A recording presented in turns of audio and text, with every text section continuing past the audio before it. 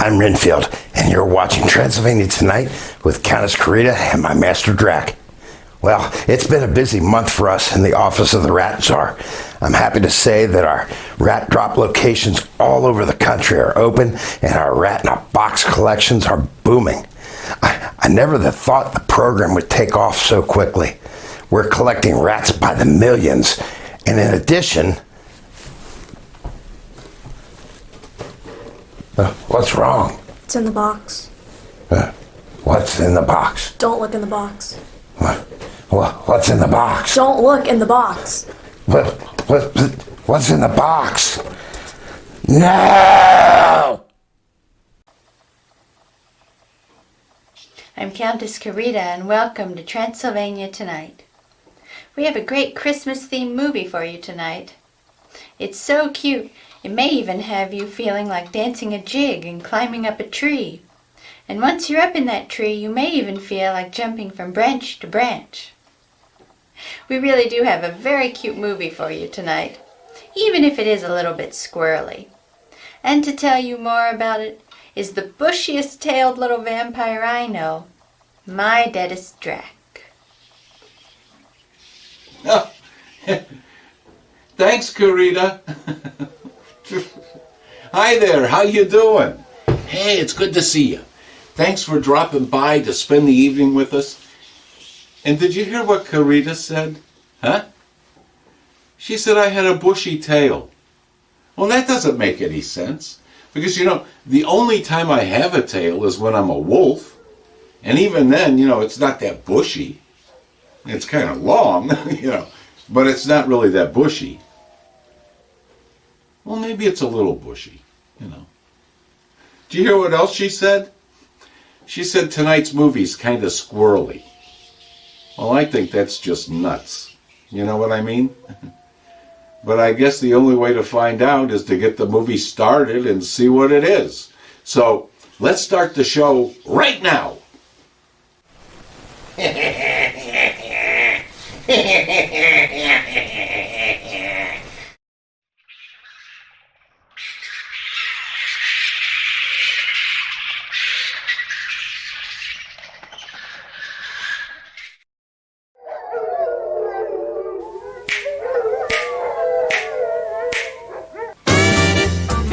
Not even close to being live from the Borgo Pass, it's Transylvania Tonight with your hosts, that award-winning king of the vampires, Drac, and Countess Carita, the darling of the undead.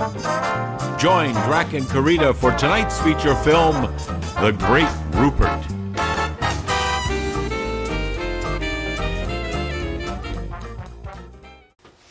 I'm Drac.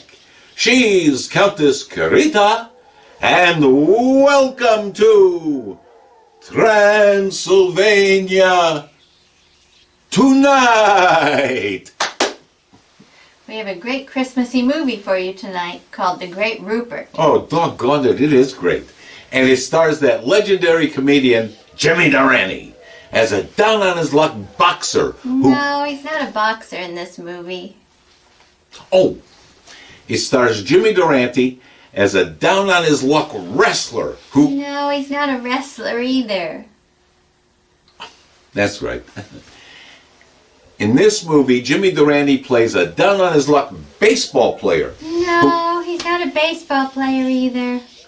He isn't? No. I'll take it from here.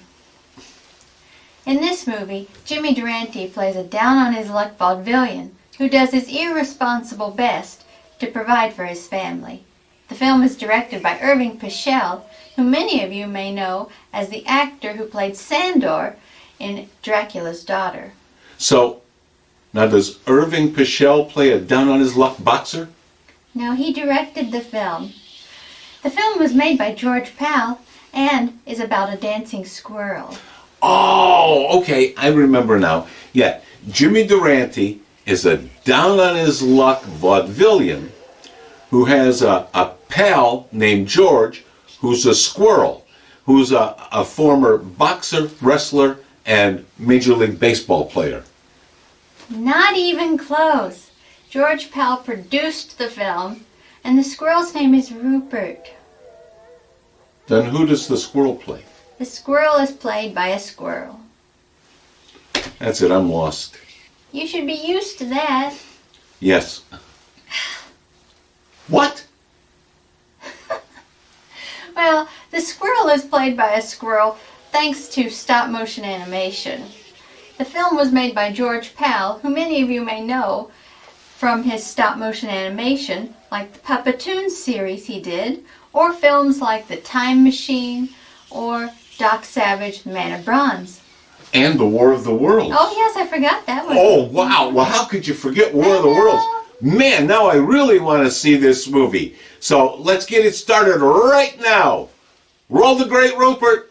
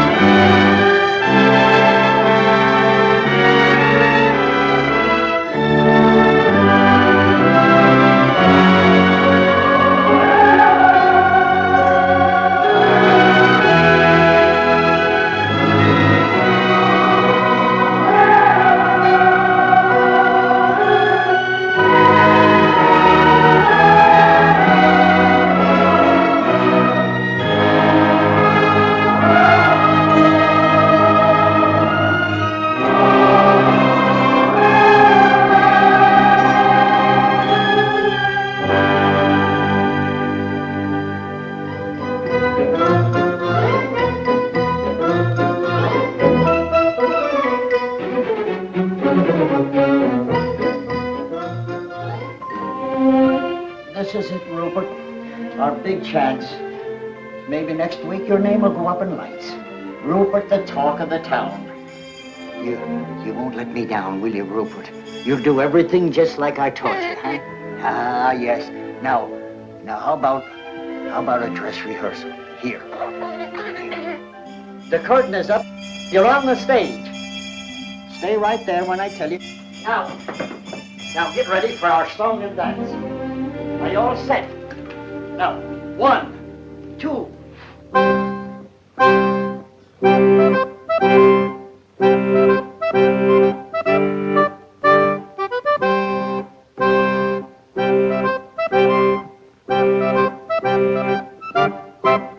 Squirrels adore the name, admire the fame of Rupert. He's in a class alone, the one and only Rupert. He jumps rope so gracefully, and you ought to see him climb a tree. Think of an acrobat in Mister, that is Rupert. Think of a ballet star and you're not far from wrong. He taps his little toe and steals the show and takes your heart along. Now we've got to do the dance in unison, and it's got to be perfect, for everything depends on how we do it. Now, you all set? Here we go.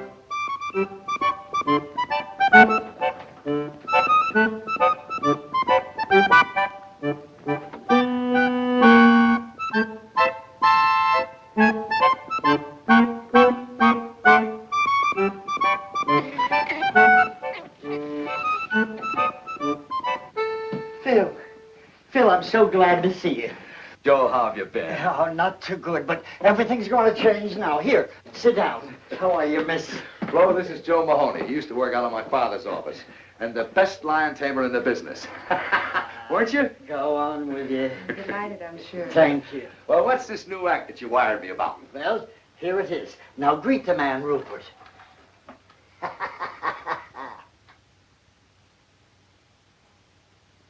You mean that's it? That's it. A squirrel? Sure. You wouldn't fool me, would you? Oh, Bill, he's the great performer. Something like Rupert only happens once in a million years. I'm sorry, Joe, but I'm not interested. He's not box office. Come on, Manny, we're late. Yeah, but Phil, you haven't seen what he can do. Well, I've seen enough already. Joe, look. A lion is a big, savage beast. He's vicious, ruthless, a bloodthirsty killer from the faraway jungles of darkest Africa. So he's box office. But a little pipsqueak thing like a squirrel that anybody can see any place, in any park, any time is just... Besides, he's so small they'd never see him from the balcony. But, Phil, I tell you, Rupert is almost human. Come on, honey, we're late. But just a minute. Look, Joe, I'd love to give you a break. I know things have been tough, but, well, he just ain't box office.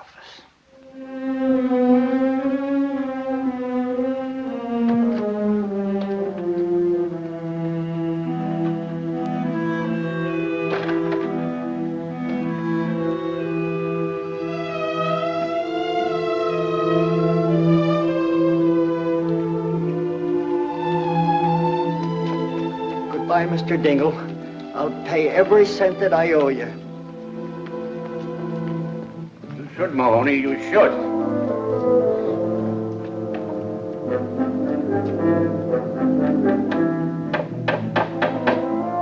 Hey, Pete! Get a broom and pail and help me clean this place out!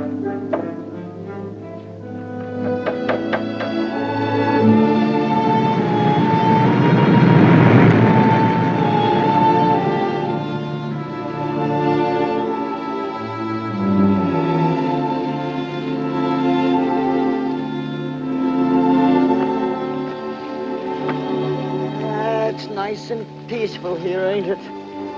You can breathe. Now take a good look around. Some of your new pals. Now I want you to go on and get acquainted with them. Come on. That's it. Now don't be stubborn about this. Go on.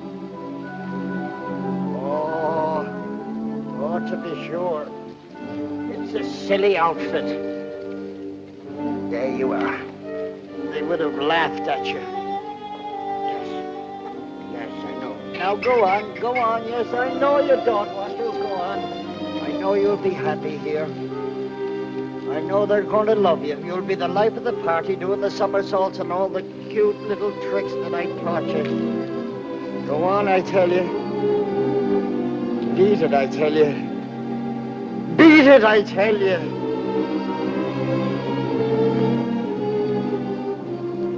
What shall I do? It just ain't box office. Papa, do you think we might have some money in that Chicago account? Oh, I heard from that bank last week. I think I got the letter with me. Yeah, here it is. It says, Dear Mr. Amendola, this is the last monthly statement we will mail you. We feel it is hardly worth 3 cents to tell you have 2 cents. Let's get going, huh? Look at all those lucky people hurrying home with arms full of packages. They'll have turkey for Christmas, packages under the tree. Don't envy them, Rosalinda. But every one of them faced a Christmas like us at some time or another. And besides, it ain't Christmas yet. Who knows, old Saint Nick may have a bundle for us, too. But the trouble is we ain't got no address he can deliver them to. Amendola, the Amendola Trio. Joe Mahoney. Joe, darling. Now, don't tell me this is little Rosie. Yeah, she's certainly growing fast. A little too fast. Why, it seems like only yesterday I bought her them shoes, and already she's complaining they're too small.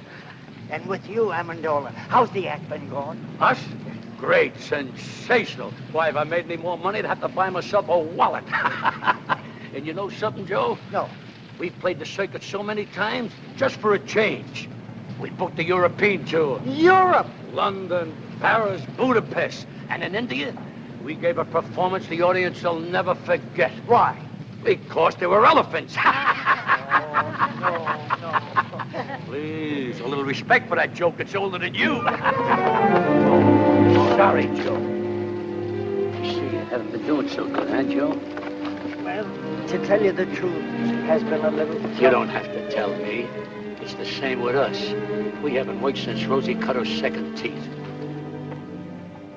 Joe, do you live around here? I do. I did. I just moved out less than a half hour ago. Oh, is the place rented yet? I don't think so. How much rent did you pay? I didn't. But if you got $32, you can move right in. How long did you live there without paying any rent? 6 months. Just what we're looking for, something out of the high rent district. Joe, it's been good seeing you. Yes, thank you. And you must drop in and see us soon, Joe. Yes, thank you. Hey, wait for me! You better ask him where it is. We ain't got no time. Oh, Joe. Where is it? 322 and a half Maple Street. Just over there. Come on back, it's this way.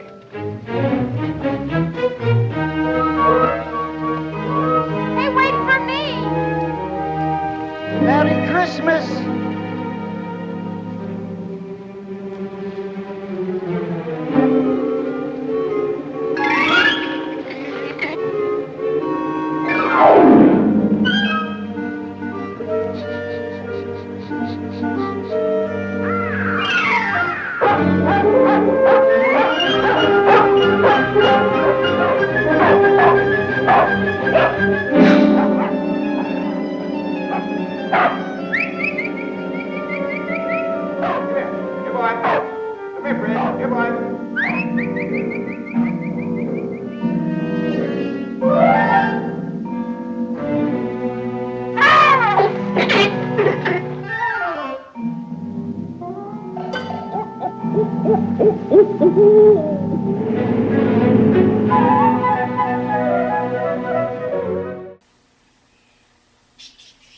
Countess Carita here, and I just wanted to take a moment to show off this beautiful piece of artwork created for us by our dear friend Chris Dabrowski. It's a beautiful example of steganography, which is a piece of art that incorporates words within the art. I love all the intricate detail of it, and if you look closely, you can see Carita, Countess Carita, I believe, Drac, and Transylvania Tonight, hidden within all of this intricate detail. Thank you so much for taking the time to do it for us, Chris. I really love it, and I want you to know that as soon as I can find a frame for it, I'm going to be hanging it in a very prominent place here in the castle so we can see it often. Thank you so much, Chris, and have a wonderful new year.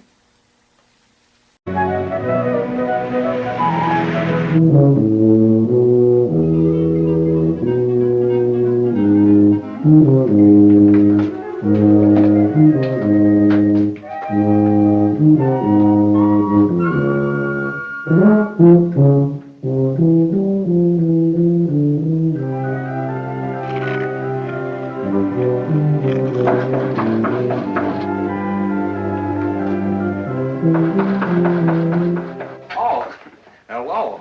Oh, pardon this unseemly protrusion, but after reading this sign, I took the liberty of removing it. I don't think you're going to need it anymore. You want to rent this place? Well, we might work something out if you don't drag lawyers into this. Well, you better speak to my father about it. He's right next door. Oh, on second thought, I can handle this myself. Come in. be back in a minute.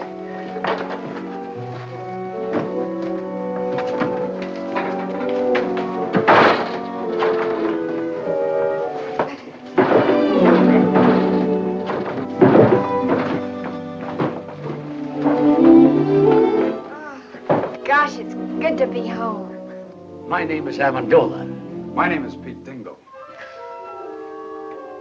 Rosalinda. Joe Mahoney sent us. Oh?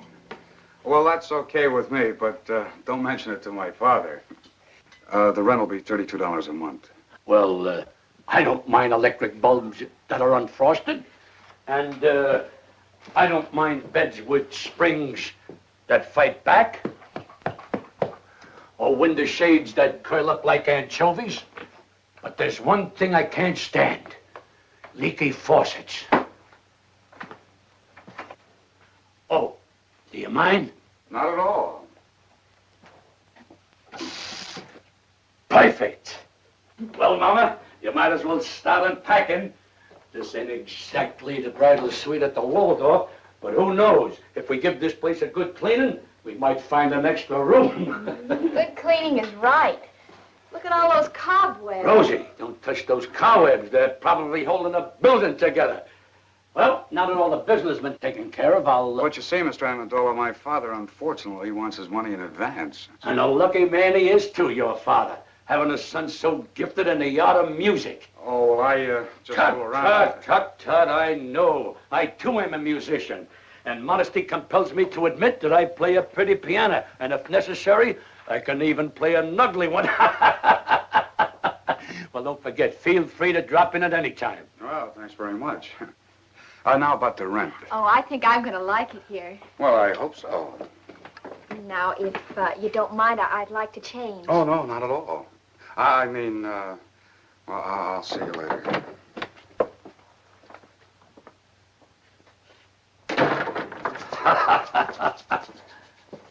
Well, Mama, I did it. Hey, look, Pa, I forgot his tuba. He'll be back. But if he don't, you can blow on it every night and announce dinner. You realize what I done? No rent in advance and a roof over our heads. It's an awful big hole in the skylight. So what? If it snows, we'll be the only ones in town who'll have a white Christmas inside the house and out. Hello, Pete. Hi, Dave. Say, I think I got a letter for you. Oh? No, it's for your old man. I'll give it to him. Well, if I don't see you tomorrow, Merry Christmas. Yeah, same to you.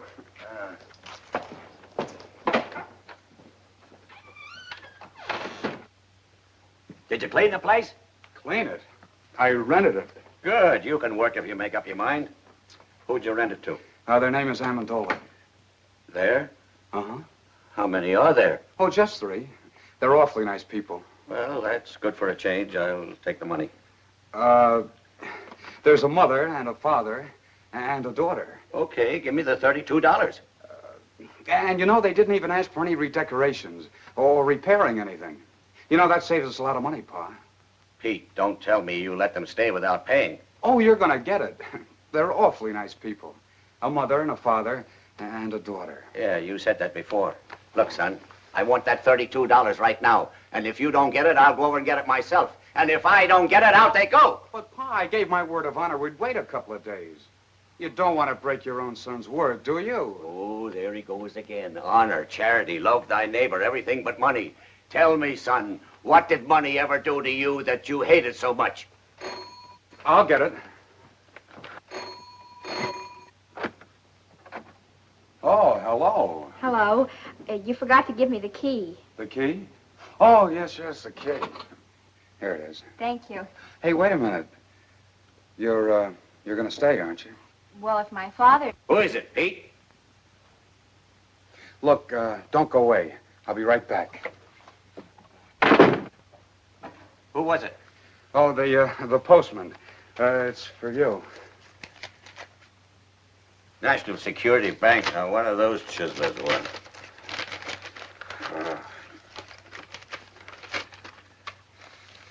What is it? Oh, just an advertisement. Oh. Katie, come here.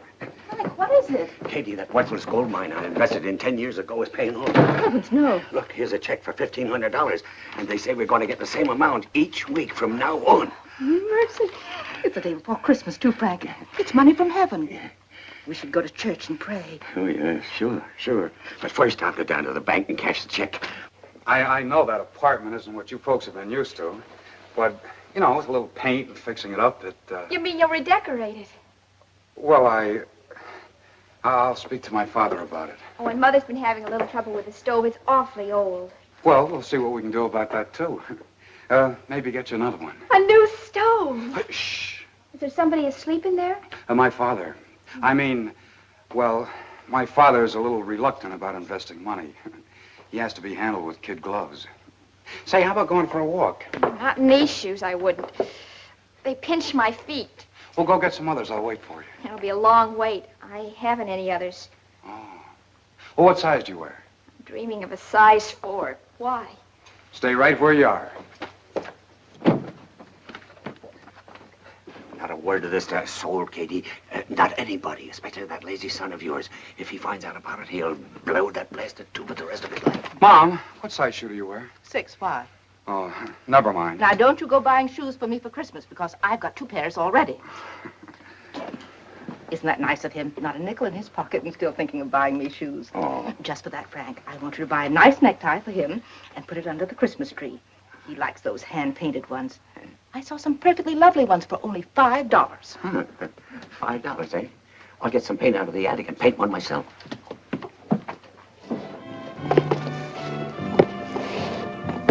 They call it the Amendola Trio, the human pyramid. Papa balanced Mom on his shoulders, and then I stood on top of Mama's, all done up like a little angel. Sounds exciting. Then Papa juggled, Mama sang, and I played the harp. Used to go for big. Only I started growing, Mama got heavier, and one day Papa's legs gave out. You mean he dropped you? 4 times in 1 week. The 4th time, Mama broke her leg. You gotta hand it to Papa, though. He never broke a plate. He's a great juggler. Look, there's my father coming out of the bank.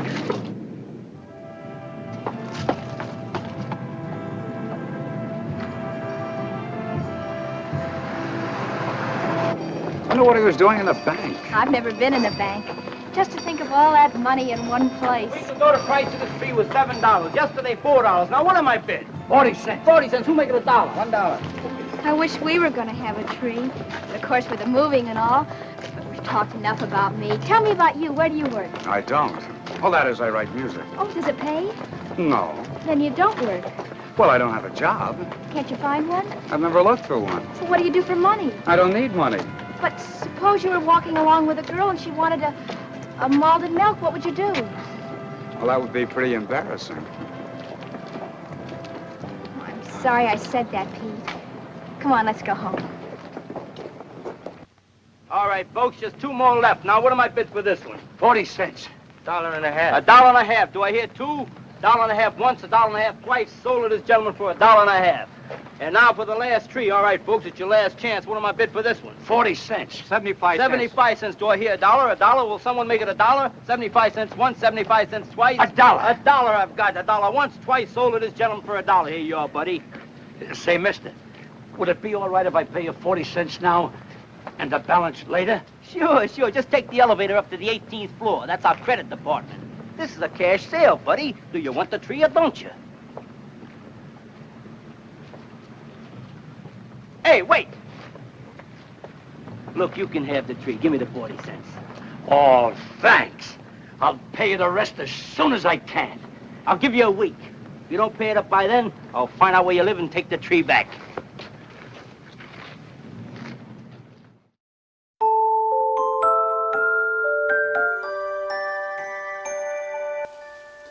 And now it's time for Letters to Drac, where you, the home viewer, writes letters to me, Drac, the King of the Vampires, and I answer them for you right here on the show.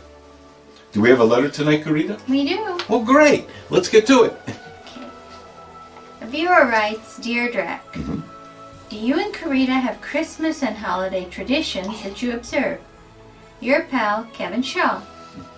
Well, what about it, Drac? Do you have any Christmas traditions you'd like to share with the viewers? Oh, I sure do. You know, my favorite Christmas tradition is a big dinner we throw every Christmas for some of the peasants down in the village.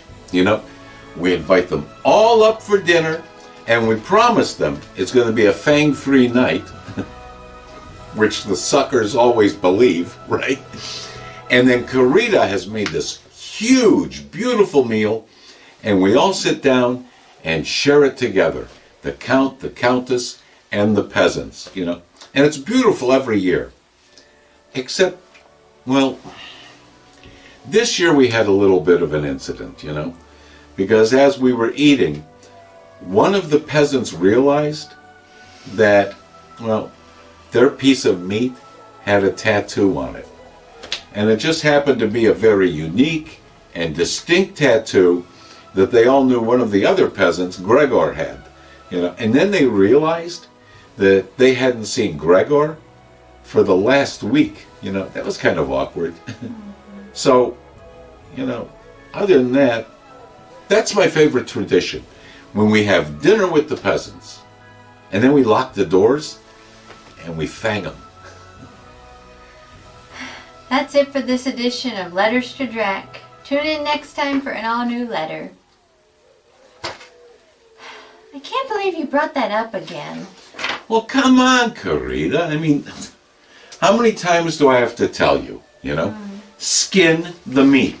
But the skin's the best part. It gets so crunchy and tasty. Yeah, and sure, until you get somebody else's tattoo. I'll be more careful. Yeah, and you know what? The skin is the best part. Yeah. So why give it to the peasants? Keep it for us. That's true. Yeah.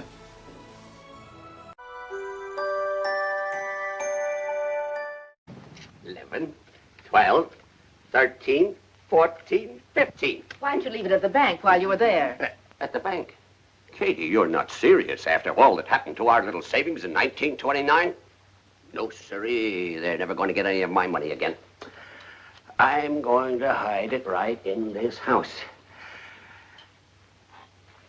Katie, you better run over to the church and say that little prayer now.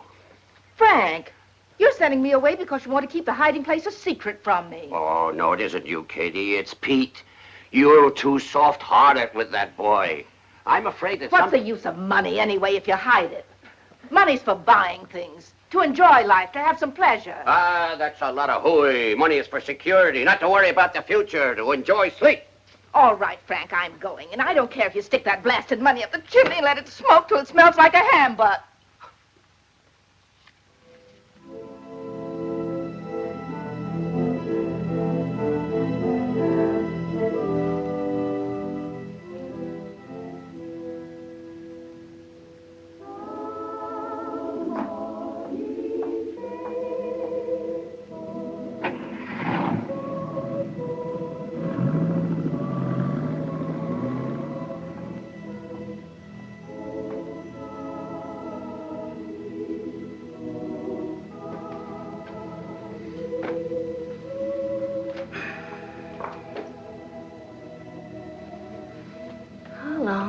How long is it going to be?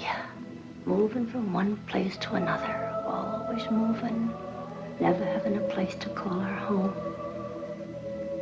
Believe me, Lord, we've tried so hard. We've tried everything, everything. But it's so difficult to find a job for a human pyramid. You're our only hope. So it's up to you. Please.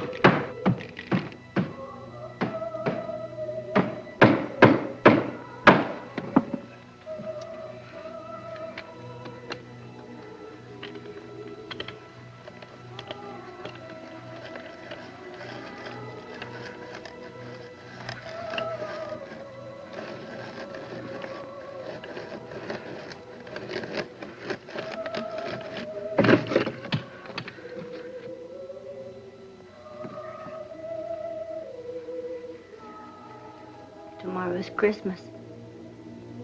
We haven't even got a tree. No money to buy some little gifts. Not even a pair of shoes for Rosalinda.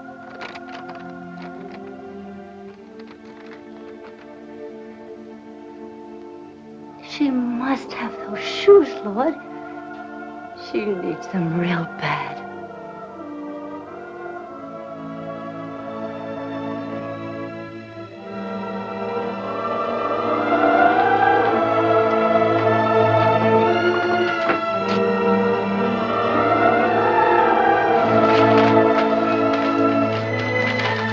Thank you.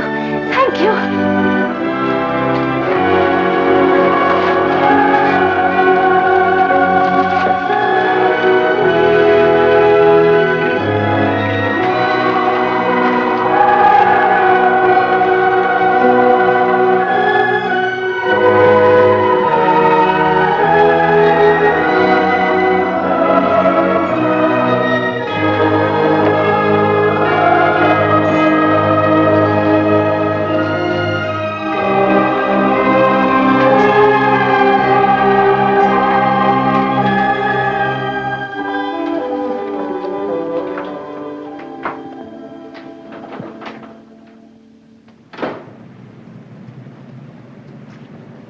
Tell me, Rosalinda, you still play the harp? Sure, why? Well, I think I'll compose something just for the harp and tuba. And I'm going to call it The Melody of Two Orphan Instruments. That's a cute title. Do you think they'll go together? I don't know, but I'm hoping.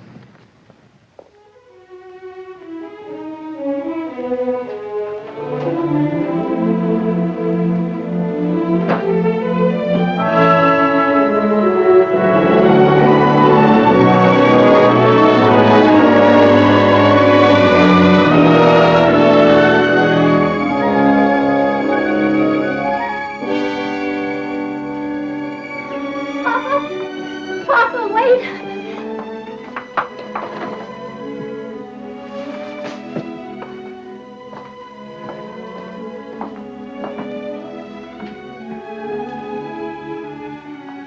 But I don't understand.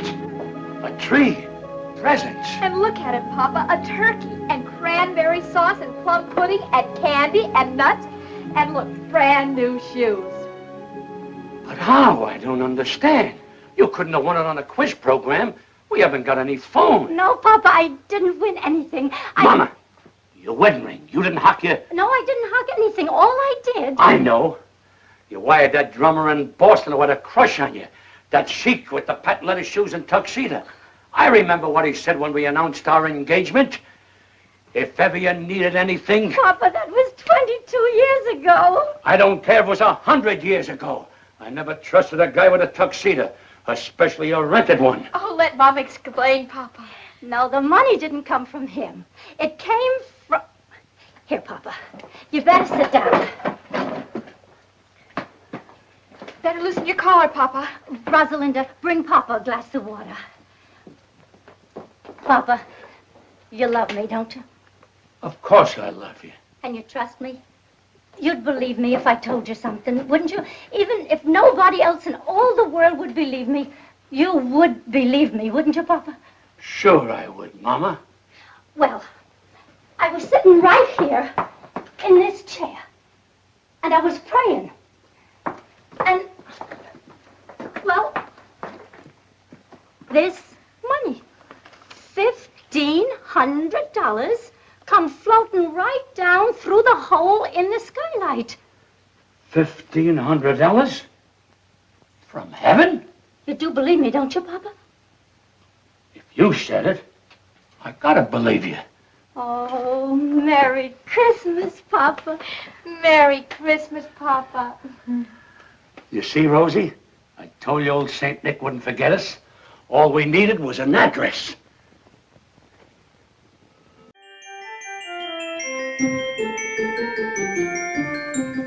And now it's time for What is Drac Thinking, where we take a glimpse inside the brilliant mind of the King of the Vampires. So, Drac, what are you thinking? Huh? Drac, what are you thinking? Oh. Well, you know, I was thinking, you know that Nat King Cole Christmas song?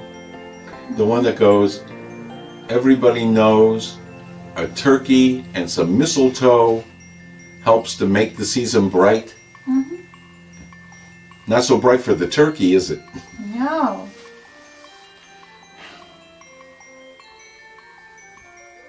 That's it, huh? Well, you were expecting something profound? Join us again next time for another edition of What is Drac Thinking, where we look inside the brilliant mind of the King of the Vampires. I mean, seriously, Carita, you know? Think about the turkey. Mm-hmm. Yeah. The turkey, it's just like one of the peasants. Yeah. Except the turkey doesn't have tattoos. Are you gonna bring that up again? Well, I think it bears mentioning. Turkeys don't have tattoos, do they? I don't think so.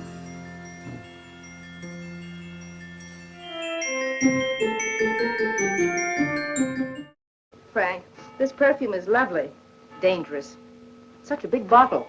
It must have cost at least $10. It's not that dangerous. Oh, this is a terrific tie, Dad. Thanks again. Did you see the watermelons, Mom? They're hand-painted.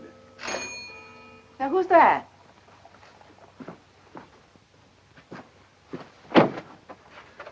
Merry Christmas, young man. Merry Christmas. May we come in? Oh, why, of course. Merry Christmas. Merry Christmas. Merry Christmas. Merry Christmas to you. Why, Mr. Amendola, we have the exact same ties on. It could be a lot worse if we were girls wearing the same dresses.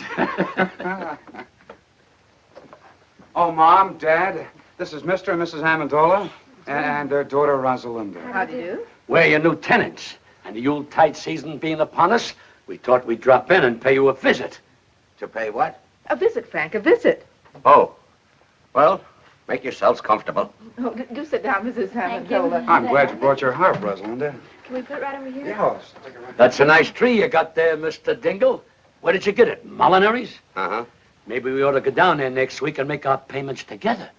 Payments. Speaking of payments, Mr. Amendola, just what do you do for a living? Doesn't the name of Amendola suggest nothing to you? You surely must have seen us perform someplace. Florida in the racing season, Lake Placid in the winter season, or perhaps Africa in the malaria season. Yes, sir, Dingle. Someday you'll be able to say the Amendolas were your tenants. If I don't get my rent money, I'll be able to say that tomorrow. I'm glad you brought that up, Mr. Dingle. Now, if you'll just hang your sock on the mantle, I'll drop in 3 months' rent. Keep the $4 change. 3 months' rent in advance. Mr. Amendola, we're so glad you folks dropped in on us. Katie, get Mr. Amendola a chair. And some coffee and some cake, Katie. Where's the Christmas spirit? That's right. Where is the Christmas spirit? Jingle bells, jingle all the way. Oh, what fun it is to ride in a one-horse open sleigh. Jingle bells, jingle all the way. Oh, what fun it is to ride in a one-horse open sleigh. Ah, I love the excitement of Christmas. I'll never forget one Christmas Eve when I was a kid. I hung my stocking up on a mantle, went to bed, and when I woke up the next morning, what do you think I found in my stocking? My father's foot. Jingle bells, jingle all soft. Oh, what fun it is to ride soft. Jingle bells. Wait a minute. Another outburst like that, Mr. Dingle, and I'll hide your electric trains. Jingle bells, jingle all soft. Oh, what fun it is to ride on a one-horse open soft. How do you like that? There's a guy going in business for himself. Wait a minute. All together. Hey, jingle bells, jingle all the way. Oh, what fun it is to ride on a one-horse open sleigh. Jingle bells, jingle all the way. Oh, what fun it is to ride on a one-horse open sleigh. This is wonderful. Now, isn't it a shame that Christmas comes but once a year? Wouldn't it be nice if it came around twice, spreading hope and good cheer? Just when everyone forgets goodwill to men, that's the time for jingle bells to chime again. Now isn't it a shame that Christmas comes but once a year. Now isn't it a shame that Christmas comes but once a year? Wouldn't it be nice if it came around twice, spreading hope and good cheer? Mr. Dingle, this is going to develop into a long and beautiful friendship, even closer than Damon and Petilius. Now isn't it a shame that Christmas comes but once a year? You'll notice Rosalinda brought her harp along, and she didn't bring it to slice hard-boiled eggs. All right, Rosalinda. Here you are, Rosalinda. Thank you. Oh, I finished the melody for 2 orphan instruments. Want to try it? Sure. Set the music right over here, Pete. Okay. There you are. Thanks.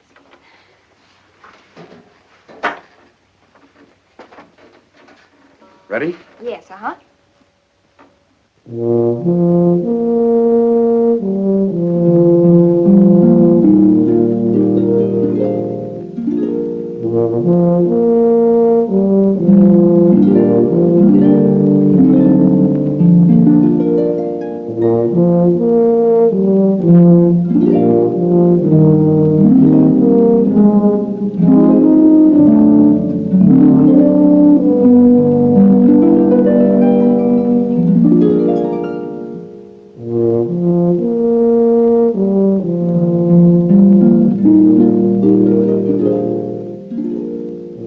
I don't want my wife to hear this, but the stage has always fascinated me.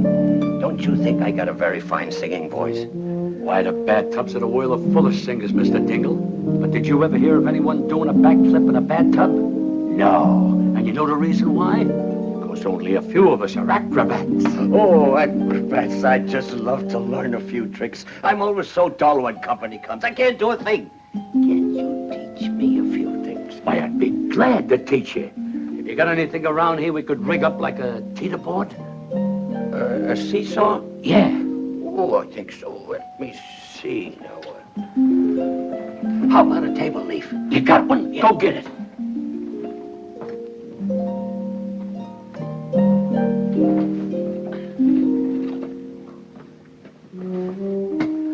Great. Now get me a glass of water.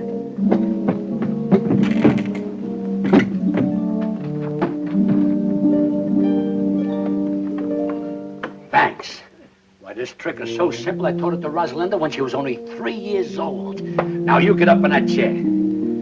I'll stand down at this end, place the glass of water on my head, and when I say go, you jump down at that end. I will then do a back somersault, light a cigarette in midair, and land in that chair without spilling one drop of water. Ready? Ready. Go!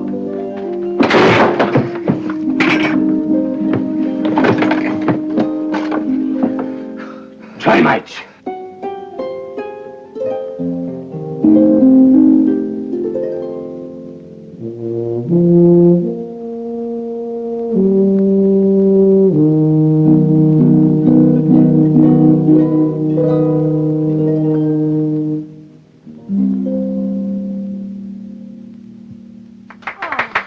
That's so pretty, Pete.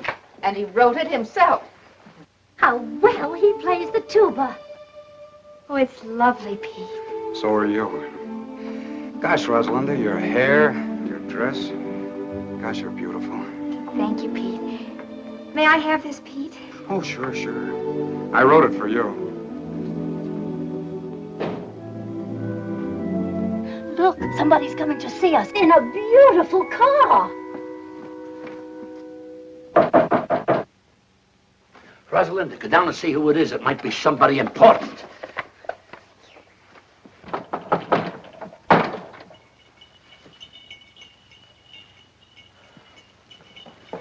Yes? Oh, hello. Is Joe Mahoney home? Oh, he's moved away. He has? Well, do you know where he went? Oh, I'm afraid I don't. Oh, that's great. Well, what'll I do with this Christmas present I brought him? Here, it's yours. But Go ahead. Go but ahead. I it's really all right. don't. Oh, it's just fruit and things. You live here? Yes? Alone? With my parents. Oh, well, that's nice. Anything I can do for you? Well, my name is Phil Davis. I'm a friend of Joe Mahoney's, and I just Phil dropped... Davis, the agent? Yes, that's me. Believe me, this is a pleasure. My name is Amendola. You've heard of the Amendola Trio, haven't you? You know, the human pyramid. Come in, come in.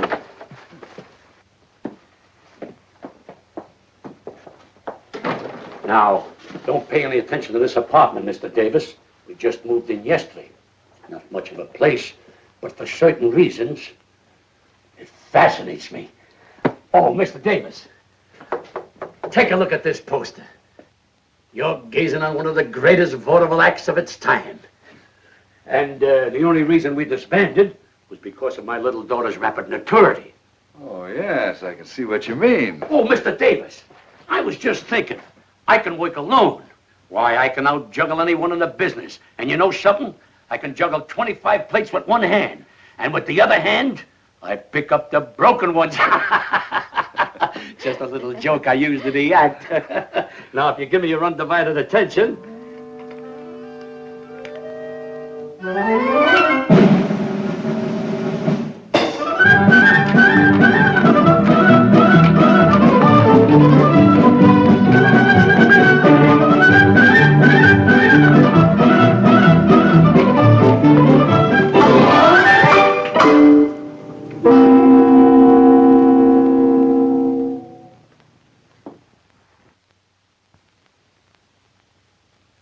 Say, that's good. That's great. How'd you do it? Huh? How'd you do it? What? Oh, that's a trade secret. Do it again. Oh, yes, do it again, Papa. Rosalinda, you know the great Amendola never repeats twice. Well, that's very clever. I'll try and book you, Mr. Amendola. Sure, sure. Now, how about you? About me? Yeah. Oh, I'm sorry to butt in, but the coffee's ready. Oh. You know, a girl with your looks and figure should be in the limelight, and I'm just the man who can put you there. Said he as he twirled his black mustache and eyed the proud beauty. Who's he? Please. You were saying, Mr. Davis. Well, a girl like you should have a decent place to live. Not a dump like this. What's good enough for my mother and father is... It's hardly good enough for a raving beauty like you. And Mr. Davis here is just... Well, the coffee's ready. It's getting cold, and so is the cake. I'm sorry, but Mr. Davis is a very important Broadway agent. Broadway chiseler. I beg your pardon. What was that? Oh, I know the type. Promises young girls expensive clothes, diamonds, furs, anything to make an impression. He didn't say those things, you did. Well, he was going to. What right has he got to call me a chiseler? Why, he doesn't even know me. I think he's jealous. Well, maybe he's got a case. Say it's Christmas and I'm all alone. How about me taking you out to a Chinese dinner tonight? Oh, I'm sorry, but I'd love to. Father, may I go out with Mr. Davis? You better ask your mother. Oh, thanks a lot.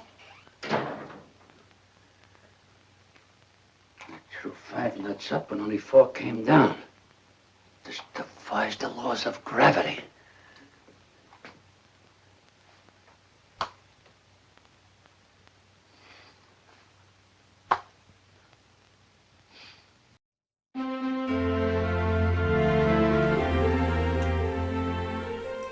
Now it's time for What is Drac Thinking, where we take a close look at the King of the Vampire's brilliant mind. So Drac, what are you thinking? Well, you know, Carita, how everybody always says, have yourself a merry little Christmas? Yeah. If they're going to wish you something, why are they wishing you a merry little Christmas? You know? Why not a merry big Christmas? You know, hey, have yourself a merry big Christmas. What are they, selfish? Are they keeping the rest of the Christmas for themselves? You know, they want the big Christmas, so they'll wish you a little Christmas. Yeah, you know what I mean? I guess. Yeah. So that's what I'm thinking. Join us again next time for another edition and a look inside the brilliant workings of Drac's mind on What is Drac Thinking. I mean, seriously, had you ever considered it? You know, I wish you a big Christmas. Really big. So we could fatten you up. And next year, you could be the main course at our banquet with the peasants. Huh? Uh-huh. We shouldn't have told them that, though, huh? Probably not. Just kidding. They'll forget. Yeah. You know, so forgetful. They have minds like sieves.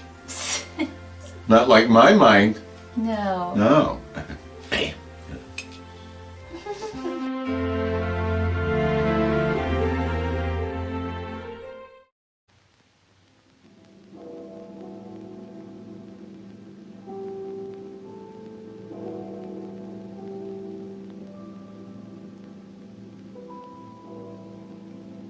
It's midnight.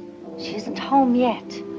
Mama, stop worrying. Nothing can happen to her. She's not alone. She's with a man. Mama, another miracle happened this afternoon. A miracle? I tried to juggle a few walnuts. One didn't come down. It just disappeared. Mercy me. This is a strange house. Money comes down and walnuts go up. But I guess that's better than money going up and walnuts coming down. I don't know what to make of it.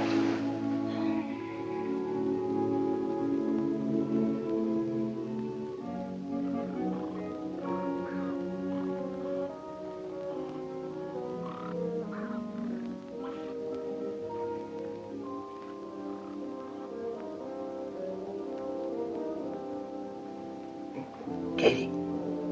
Katie. What is it, Frank? I've been thinking about that Amendola family. Why should people who can afford to pay 3 months rent in advance want to live in a dump like that? Frank, last night you couldn't sleep because they didn't pay their rent. Tonight you can't sleep because they did. For goodness sake, stop worrying and go to sleep.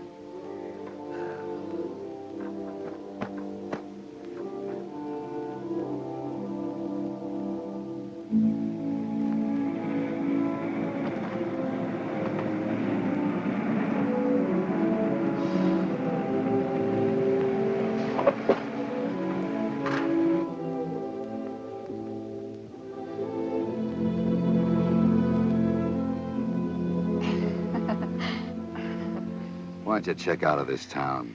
Come to New York. Things can happen to you there, Rosie. Oh, let's not start that again, Phil, Oh, I'm please. crazy about you, Rosie. I'll do anything for you. Do you know any music publishers, Phil?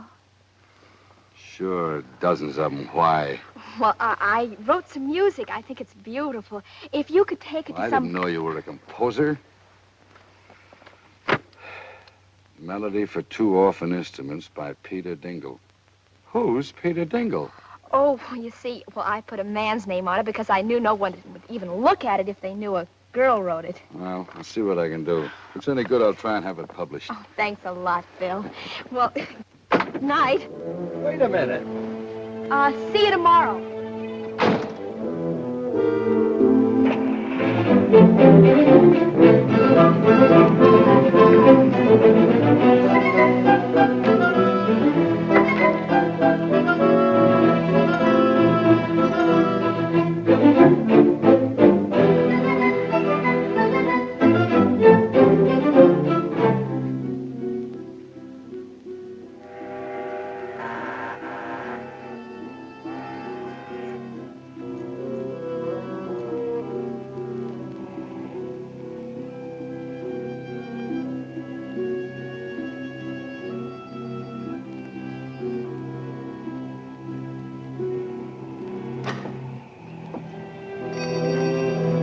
Oh, I'm sorry to wake you up, Mr. Haggerty. Well, what's the matter, Pete? Somebody sick? Yeah, me. I want that job. Well, do you want to start right now, or can you wait till tomorrow morning? I'm sorry. I was afraid somebody else might get it. You see, Mr. Haggerty, I need money.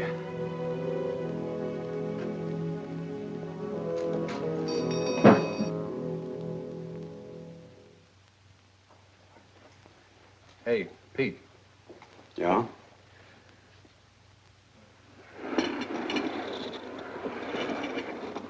Bend closer, laddie boy.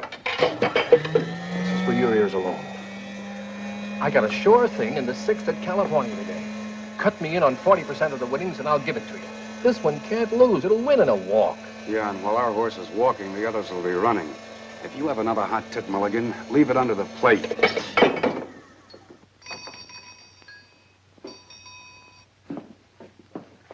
Yes, sir?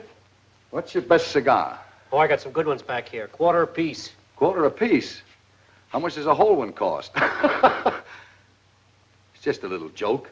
About as little as I've heard. Pete. Hello. Hi. What'll it be? I didn't know you worked here, Pete. Oh, that's strange. It was in all the papers. You remember once you told me you were opposed to work. Sure. I even remember I couldn't buy a certain girl a cool drink in a drugstore. Now, not only can I buy it, but serve it, too. What'll it be? Pete, you took this job on account of me. The girl I'm referring to only wanted a malted milk.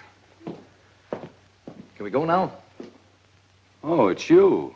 Let's go, honey. I'd like a malted milk, Phil. Not in this dump, please. Goodbye. So long.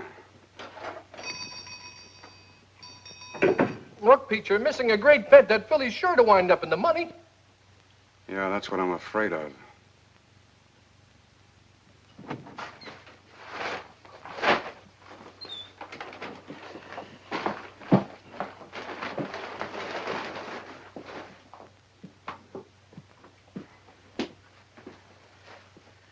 How's that for a bargain? Only $49.50.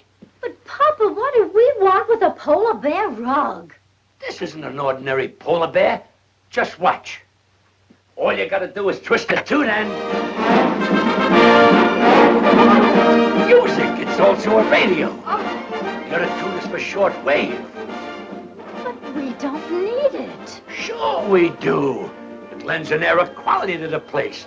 Mama, what's a real home without a polar bear? But we must stop buying things. That $500 you have left has got to last. Oh, I'm glad you brought that up. You know that Mr. Byfield who we bought these few pieces of furniture off? Well, I stopped by there today to look at the little piano we were talking about. And you know something? He isn't doing so well. Oh, Papa, I hope you didn't. It's not his fault that business is bad. Naturally, with the banks leaning on the place and no one to train to... $500. Oh, Papa, all our lives you've been doing this. Whenever we get a little ahead, you meet someone who's in trouble and you just melt like chocolate in a baby's hand. I couldn't help it. He needed it.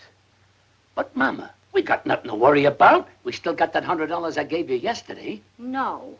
I mailed that money away for the unpaid bills we left in Chicago. That puts us right back where we were a week ago.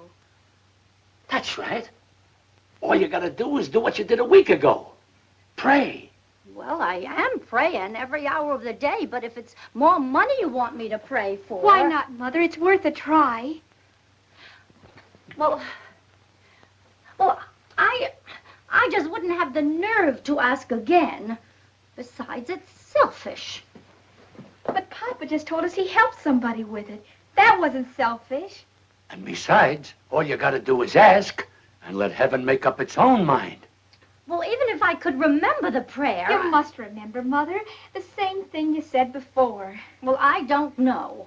All I recall saying is that Rosalinda needs shoes, but now she doesn't need shoes. She has 4 pair already. But, Mama, when you say she needs shoes, that doesn't mean she really needs them. It's like stage hands in the theater playing dice. A guy says, baby needs a new pair of shoes. That doesn't mean she needs them. It's just a disfigurement of speech. All right. Bring me the little old rocker. I'll get it. I was sitting in it when it happened.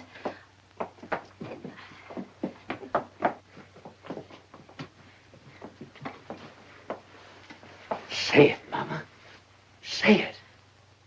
Please help us. Rosalinda needs shoes. She needs them real bad.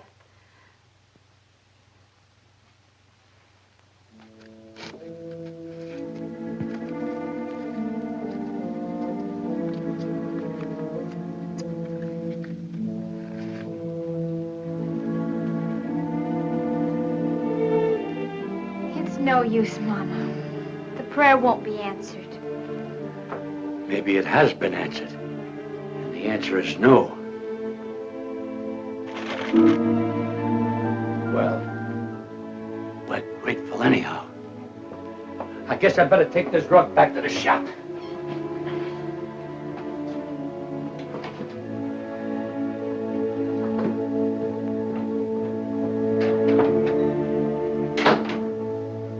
Please forgive me for telling a lie. Rosalinda doesn't need shoes.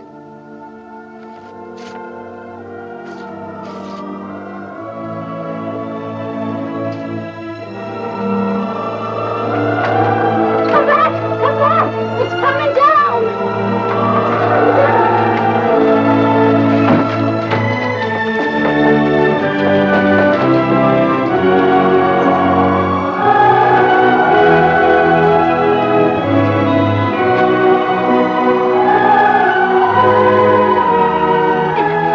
Exactly a week ago at about the same time.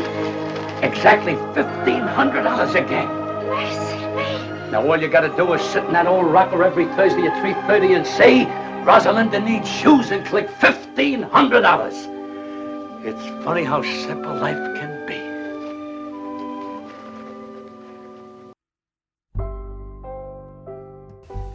It's time for What is Drac Thinking, when we take another in-depth look inside the brilliant workings of Drac's mind.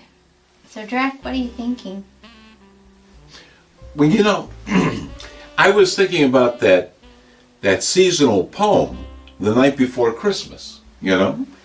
And the part where it says, the children were nestled all snug in their beds.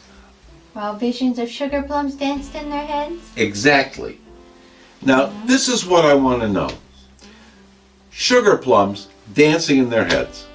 How'd they get there? You know? Did they give all the kids a craniotomy and shove those sugar plums in there? And once they were in there, that had to hurt, don't you think? Huh? Maybe. And they put the kids to bed, sugar plums dancing in their head. How annoying would that be? You know, you'd hear them like dancing around in there all night. The kids aren't going to get any sleep. Anyway, that's what I was thinking. Join us again next time for another look inside the brilliant mind of the King of the Vampires, Drac.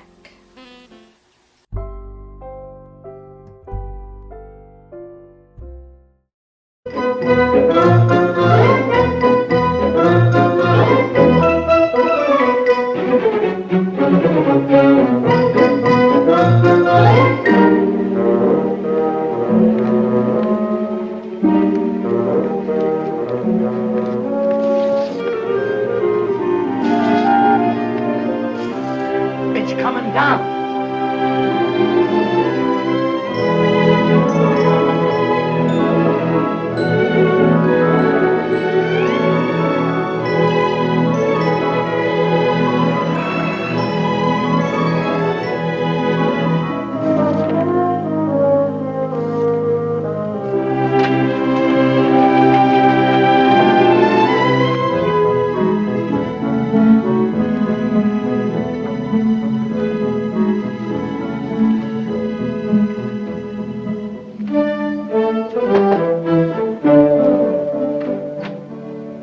Hello, Petrushka. Here's your present cake, Mr. Amendola. Thanks. Oh, and here's a check. Your share of our profits for this month. Well, well. You cast your dough upon the waters, it circulates, and it comes back strawberry shortcake. Thanks, partner. Thank you, Mr. Amendola. Who was it, Papa? Petrushka, our baker.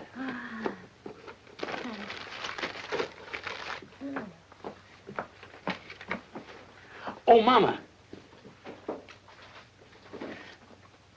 Look. This is our share of the month's profit. Oh. How much did we decide to contribute to buy shoes for European children? $600. Why? Well, deposit this, and we can make it 1,000. Oh, that's fine. Telling you, it's all over town. This Amendola character gave $1,025 for kids' shoes. He lives in a stable and sleeps in the straw. The guy doesn't work. It don't add up. Where does he get the money? He gave $2,500 for European children. What line of business is he in? Nobody knows. Read all about it. Local man gives thousands to charity. Read all about it. When they moved in, they didn't have a nickel to their name. 2 months later, he buys a shipload of shoes for foreign kids. Now, how do you figure that? I'd like a super-duper, triple-decker banana delight. Coming up. You know what I think? He's printing his own money right there in that shack of yours, Mr. Dingle. Well, I hate gossip, but I just heard from a friend of mine whose wife told him, and she swears it's true, that Amendola is a big gangster in hiding. And if I was you, Mr. Dingle, I'd notify the police right away. Notify the FBI. I saw it in a movie. Someone should write them an anonymous letter. Sure, write anonymous letters. Report him to the police. Put him in jail. The guy has to be punished because he has a big heart. Oh, pipe down, Pete. I told you never to argue with the customers. Sorry. I think it's all a lot of hooey. You know what I heard? A man comes to see the pretty Amendola girl every day in a big car. We can't hear you. Louder. A man comes to see their daughter every day in a big car. That's true. He's a Broadway agent. What about him? You like a little, strawberry? Sure, sure. He's the individual that floods Amendola with money on account of that girl. Some whipped cream. Love it. That's what I say about actors. People like the Amendolas can contaminate a whole community, just like one rotten apple in a barrel. Pete! Oh, I forgot the cherry.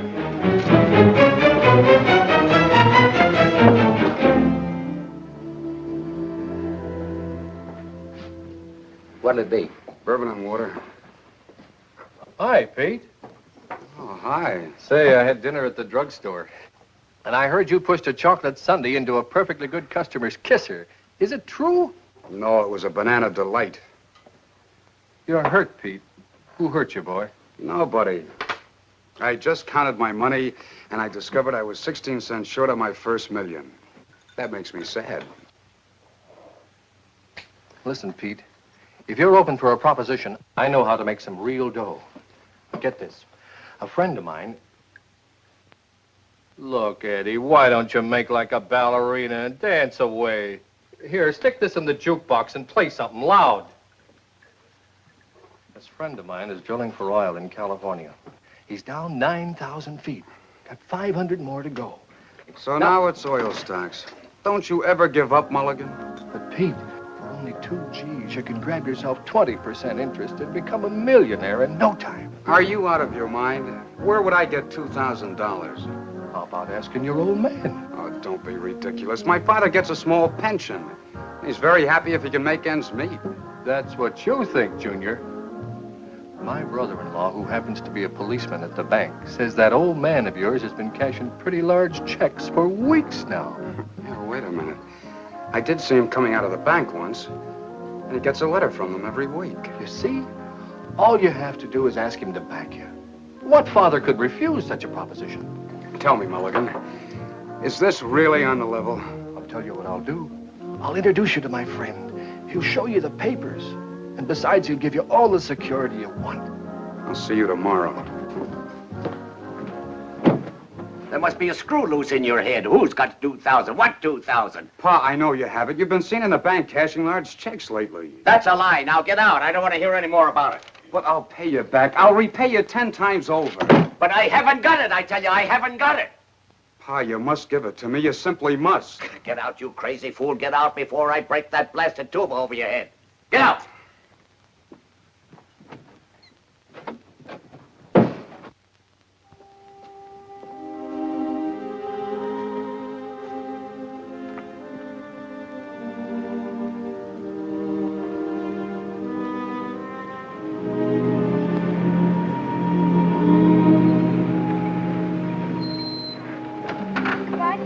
I'll take you to the door. Oh, no, that's all right.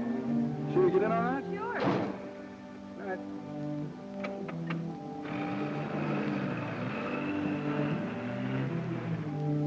Oh, Pete, Rosalinda. It's a beautiful night, isn't it? Yeah. Mind if I join you? No. No, not at all. I want to talk to you. What is it, Pete? Well, that is, I have no right to say this, but Oh, say it anyhow, Pete. It might be something I'd like to hear. well, it's the money your father's spending. They think it's coming from Davis. From Phil? Yeah. They say he's in love with you. Well, you don't believe that, do you, Pete? I can see how anyone might get a wrong impression. About Phil and me, I mean.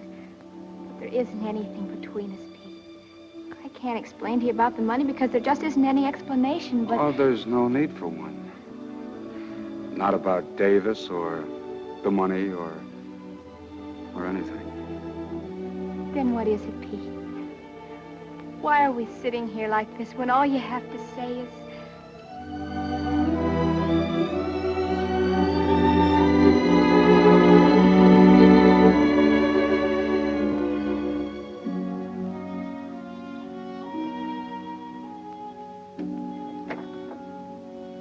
Oh, what's the use, Rosalinda?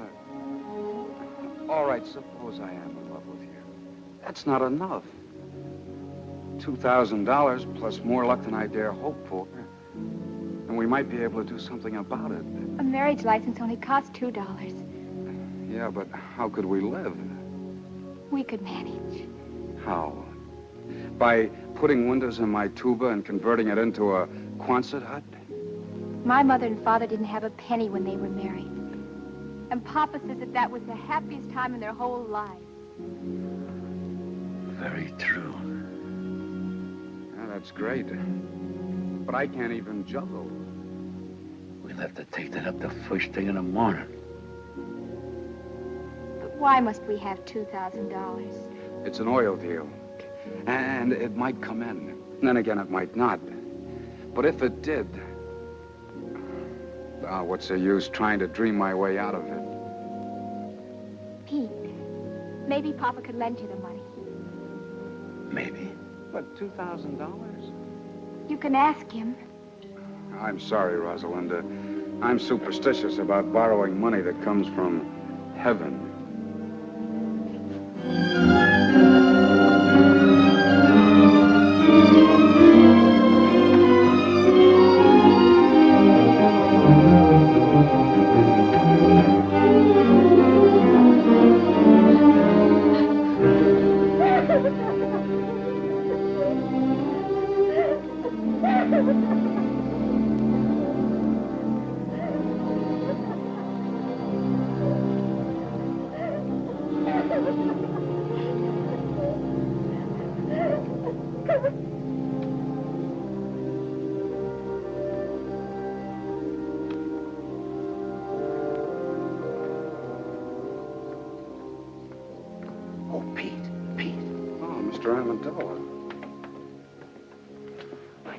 Overhearing you and Rosalinda talking out here. It's not that I was eavesdropping or that I meant to listen. It was just that I had to get up and fill my cold water bottle. You see, my feet get very hot at night. I hope we didn't disturb you. What disturbs me is this idea you got about Rosalinda and this guy Davis. Believe me, there's nothing to it. Why, if you'd look with your heart instead of your eyes, you could see where our best intentions are. Look, Mr. Amendola, it isn't Rosalinda. It's me. Sure, it's you. I heard what you says about being broke. And if you ask me, I think you get up and go as got up and went. What you need is confidence. And listen, about that $2,000, I'd be very glad to. I couldn't take your money, Mr. Amendola. Of course, the oil might come in, but right now it's just a hole in the ground in California. So what? Uncle Sam put money in a hole in the ground, and it turned out to be Fort Knox. And I can take a risk, too. But let's talk about it in the morning.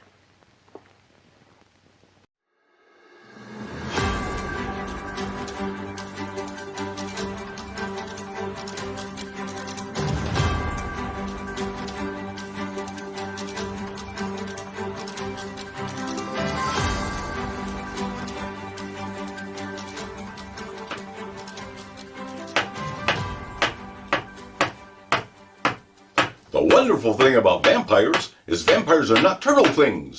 They sleep in their coffins by daytime, and at night they sprout big bat wings. They're frightly, flightly, all through the nightly. Fun, fun, fun, fun, fun. And the most wonderful thing about vampires is I'm Drac, and this is the Borgo Pass Report. Our top story tonight, we're hitting, whoa! Looks like we got breaking newses. And for more on this, we go to our Countess Carita. Carita-cita? Thanks, Dennis. Sure. Recently, Drac and I got to spend time with Butch Patrick, who played Eddie of the Munsters on television and in the movies. While he and Drac were clowning around in front of the camera, Butch said this. Butch, I have a question. Okay? Now, Herman was your dad. Grandpa was Lily's dad. Herman was the Munster. So why was he Grandpa Munster? You know, it's called creative license in Hollywood. You know how things go. Yeah. You know, another thing, did you ever have a restaurant in Greenwich Village? No, that was my cousin Grandpa. No, that was after John Gotti. John Gotti? Oh, breaking news. Here we are, TMZ News Flash. It was a mob restaurant. And you've heard it here first. The mob is friendly with the Munsters.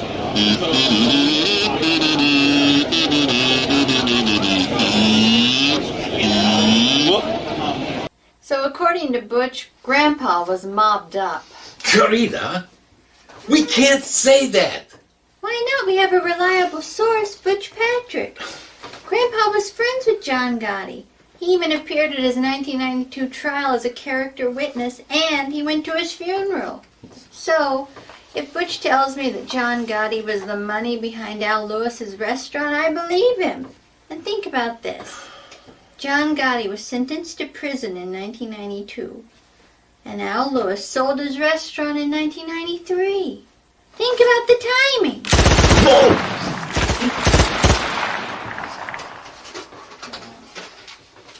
Are you okay, Carita? Yeah, I think so.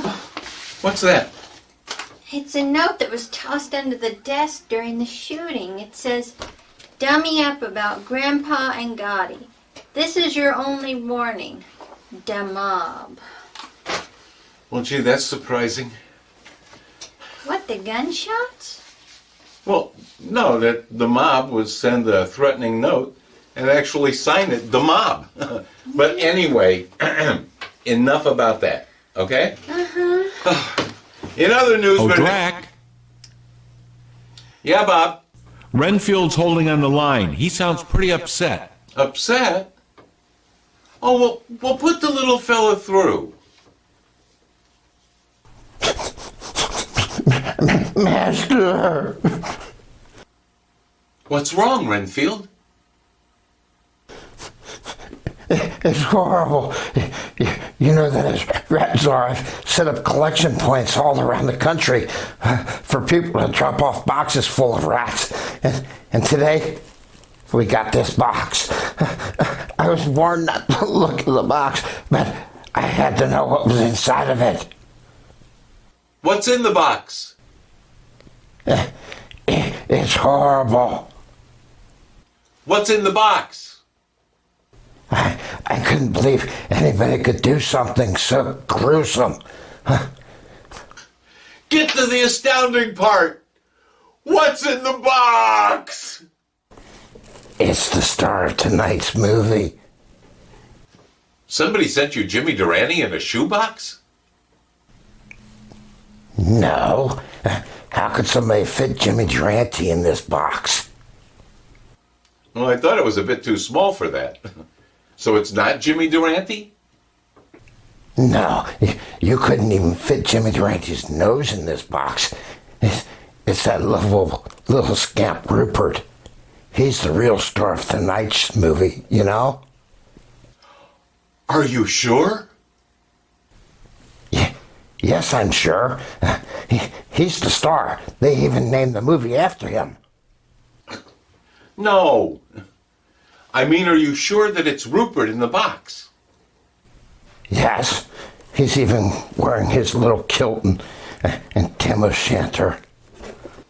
That's horrible. Maybe it was a mistake. It wasn't a mistake. You couldn't mistake a dancing squirrel for a slithering rat. This was done intentionally. Are you sure? Yes. It even came with a threatening note. Listen to this.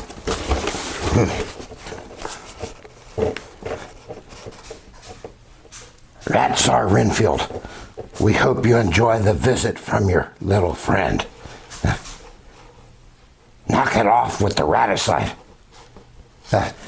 I looked that up. It means the mass killing of rats. This is your only warning. The next time, we'll need a bigger box, like a refrigerator box, and you'll be in it. Sincerely, the rats. What do you think of that, Master?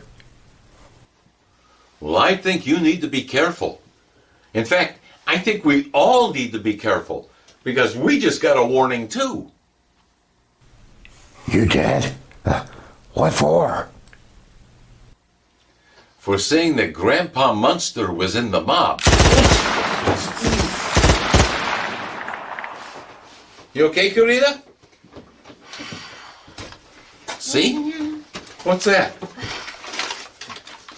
It's another note.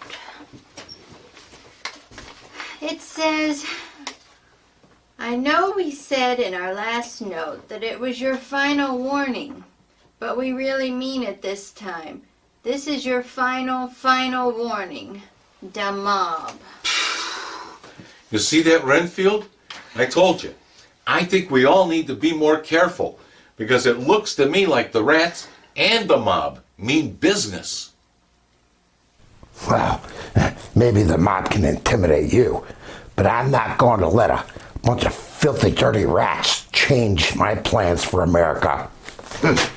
The nation voted for me, and, well, 2 people voted for me, and, well, I voted for myself, and somebody else out there voted for me, and I'm not going to let them down.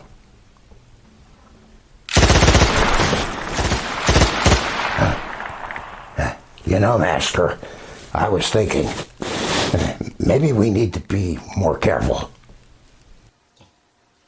Good idea, Renfield. How in the world did you ever come up with that? It just came to me. So if you'll excuse me, I'm going to go do some powerful thinking. Bye, Carita. Bye, Master. Bye, Renfield. And be careful. Well, that's all the time we have for this time. We'll see you next time on the Borgo Pass Report. Deadest, Yeah, honey, Bat. I think I should tell Renfield I voted for him and that I'd rather he be safe than face the wrath of the rats. And why didn't you vote for Renfield? Why? Mm-hmm. Well, because I didn't want to lose Renfield as a manservant. You know, good help is hard to find. I've heard that. Yeah. And I've also heard that Grandpa Munster was in the mob. Knock it off, Carita! Knock it off with the mob stuff! Jeez, oh criminy. You know, I'm serious, because I have a feeling that was their final warning. Oh. Whew. Man, I could feel the wind from those bullets. Do you have any holes in me? Not yet. No. Oh, look, you have one. Yeah, right there. Yeah, sure. You have a hole right there. You have a hole in your head from, like, taunting the, well, you know, with all of that grandpa and, well, you know. Just don't say it again. Okay. And now, here's an editorial comment from the Borgo Pass news director, Groucho. Groucho here, the Borgo Pass news director, with an editorial comment. Speak the speech, I pray you, as I pronounce it to you, trippingly on the tongue. Well, you know old Will Shakespeare, he wrote those lines for Hamlet. It's the famous Hamlet's speech to the players, the actors that have come to trap his uncle Polonius in his murder of Hamlet's father. Later in that speech, Hamlet tells the players that their job as artists is to hold the mirror up to nature. Well, for those of you that have been paying attention, from time to time, this program, Transylvania Tonight, and even the Borgo Pass Report itself, will often hold the mirror up to nature. Take tonight, for example, with Mr. Renfield finding a squirrel's body in a shoebox. That was holding the mirror up to nature. For recently, there was a headline that outraged the entire nation. It came out of New York State, near Elmira, where a government agency took it upon itself to raid a 350-acre animal sanctuary and seize a squirrel and raccoon, Peanut and Fred, who were being raised as domesticated pets. The agency took them and claimed that during the seizure, the squirrel had bit one of their agents. So the squirrel had to be euthanized and tested for rabies. But then the story came out that this same agency had exchanged emails back and forth about the proper protocol of euthanizing and testing an animal for rabies. So the plot was already in place. And even if it wasn't, that doesn't explain why they also had to euthanize Fred the raccoon. Oh, and by the way, neither of them tested positive for rabies. Why, if I were on the jury, I would insist that those agents and the agency be held accountable. I would want them to pay in kind. But of course we can't do that sort of thing. So perhaps this holiday season, you'd like to send a belated Christmas card to Governor Hochul in New York and demand justice for Peanut and Fred. I'm Groucho, the Borgo Pass News Director, and this has been my editorial comment. Oh, and if you could do me a favor over the coming year, please be kind to our furry and feathered friends. Don't hurt them, and if you can, help them. If you could do it, don't throw away your scraps. If there's some place in your backyard where you could put them and feed your furry friends, I'm sure they'd appreciate it. I do it. I love the little fellas, especially the raccoons. My neighbors hate them, and they hate me, but I don't care. I like the raccoons more than I do the neighbors. And have you ever danced with a raccoon? Why, I have. Yeah, it's true. I've danced with a raccoon. And if you don't believe me, next time you see Countess Carita, ask her. She'll tell you. The raccoon wanted a cookie, and when I held it up, I began swaying my hips back and forth, kind of like Lydia did. And the raccoon started matching me movement for movement. But I've digressed. As I said, I'm Groucho, the Borgo Pass News Director, and this has been my fur-friendly editorial comment. Happy New Year. This has been an editorial comment from the Borgo Pass News Director, Groucho.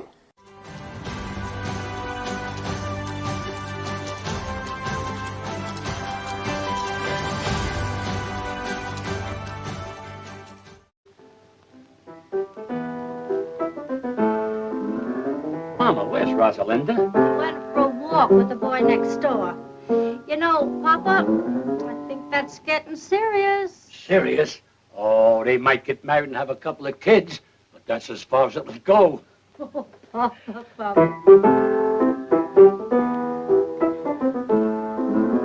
Mama, remember this? Vaguely. Some boy who was courting me used to sing it to me 22 years ago. Who was that now? Was it the wealthy cattleman from Montana or that drummer from Boston? Mama, that was me. Of course it was, Papa. And I've been singing myself to sleep with it ever since. Sing it, Papa. Take an L, take an O, and take a B. Take a W, another W, another W. Take a park, a bench beneath the tree. I remember. To that L-O-V, then add an E. Take a girl, a ring, a little I do. A house in the country for just me and you. And then soon there will be 1, 2, or 3. Little W, little W's, little W.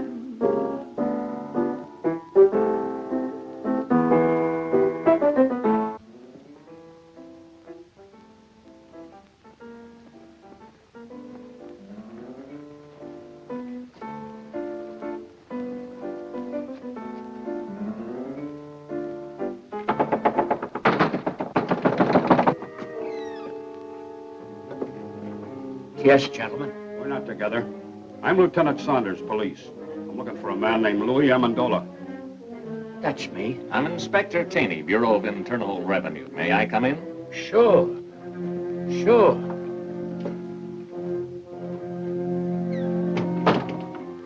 What did you do, Papa? I don't know. Unless I've been burning the incinerator after hours. Gentlemen, this is my wife. Well, now all we need is the FBI. Oh, pardon me. Callahan, FBI. Are you Mr. Amendola? Yes, sir. Won't you come in? Thanks. Me and my big fat mouth.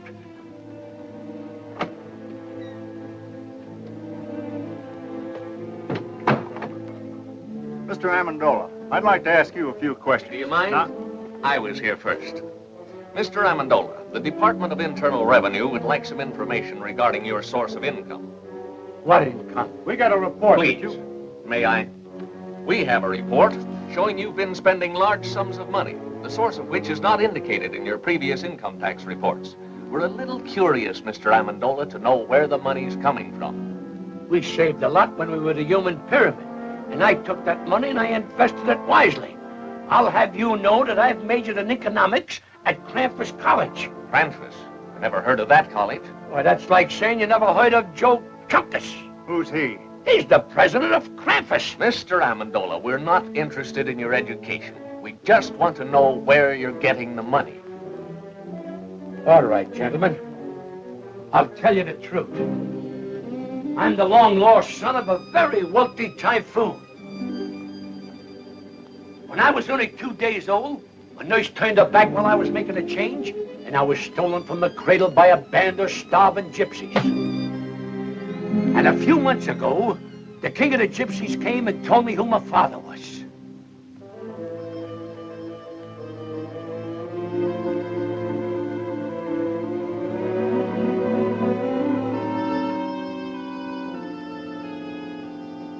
I see you don't believe me.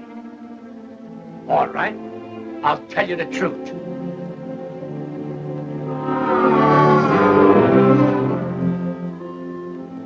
I was down at the beach digging with my pail and shovel when suddenly my shovel struck the top of an iron-bound chest. Pirate's treasure, eh? That's right. That does it. Look here, Amendola. You've been reported for everything from swiping tires off of baby carriages to operating your own mint. Now, what's your racket? Please leave him alone. Why can't we tell him the truth, darling? It's so simple. All right, lady. What is the truth? Where does the money come from? From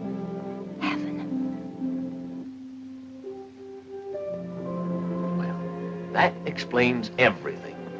But it's the truth. It comes straight from heaven. $1,500 every week. On the dot. I like the one about the pirates just better. Come on, Amendola. Let's get on and tell it to the boys at the station. But I can prove it. I can prove every word Now, of it. Mrs. Amendola, how can you prove it? It's easy. I put this old rocking chair in the middle of the room. Sit down there and say a little prayer. And when I say, Rosalinda needs shoes, The money comes down like rain. All right, Mrs. Amendola, show us. Pull up the chair and say the prayer. Wait a minute. She can't do it today. The miracle happens on Thursday. between 3 and 3:30. All right, we'll be here Thursday at 3. Thursday at 3.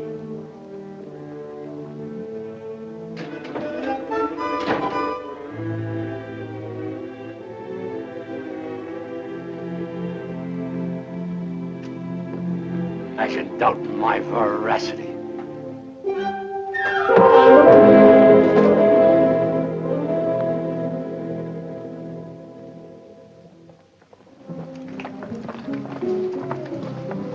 Look.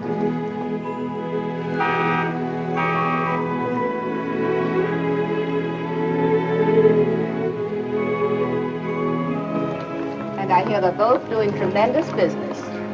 They are, eh? All right, come on, let's go. Look.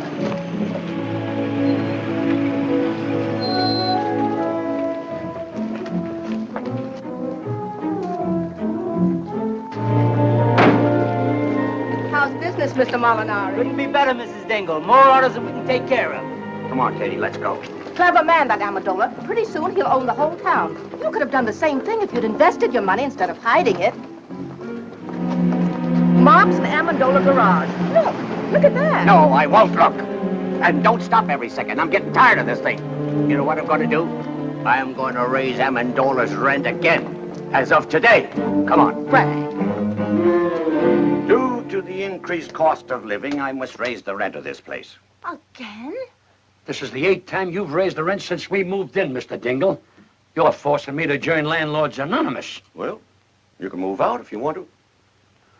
Let's not be too hasty, Mr. Dingle. You might be right.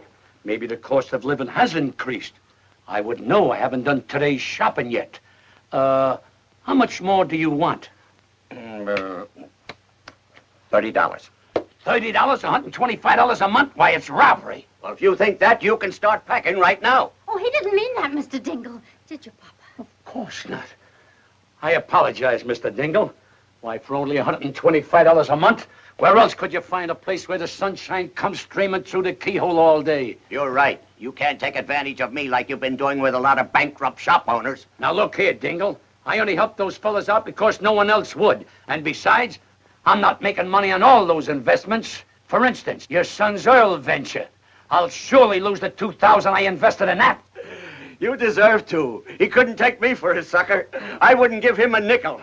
If you did, you'd probably shortchange him, you tight old buzzard. Oh, that's done it. Another word out of you and I'll punch you in the nose. Why, Oh, Papa, Mr. Dingle. Why, you two should be friends. If only for our children's sake. They love one another. Papa, who knows, they might get married someday. Oh, no son of mine will ever marry a girl with your daughter's reputation. Now, why get out? Get out! Get out! Oh, Papa, the chair. It's broken. Get me some nails and glue. I'll fix it. Hurry. It's almost time to pray.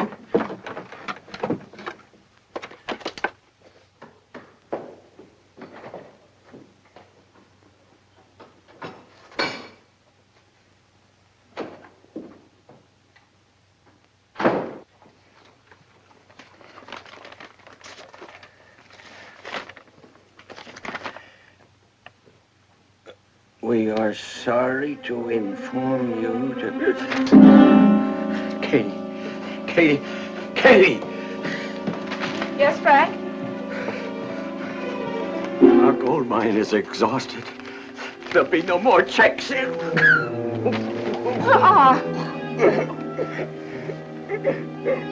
Let's get going, Amendola. It's almost 3:30. Okay. All right, Mama. Say it. Rosalinda needs shoes.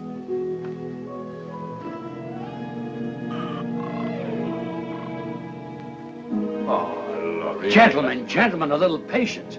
$1,500 is a lot of money. Sometimes we gotta ask twice. Try it again, Mama. Try it again. Rosalinda needs shoes. Once again. Once again. Rosalinda needs shoes.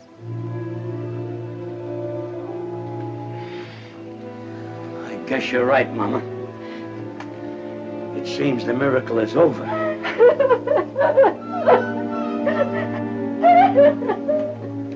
threw away $1,500 a week when I threw this chair. It's not the chair. We have no excuse to ask for any more. You're right, Mama. But we're doing all right now. There's a lot of poor people praying in this world. Now it's their turn for miracles.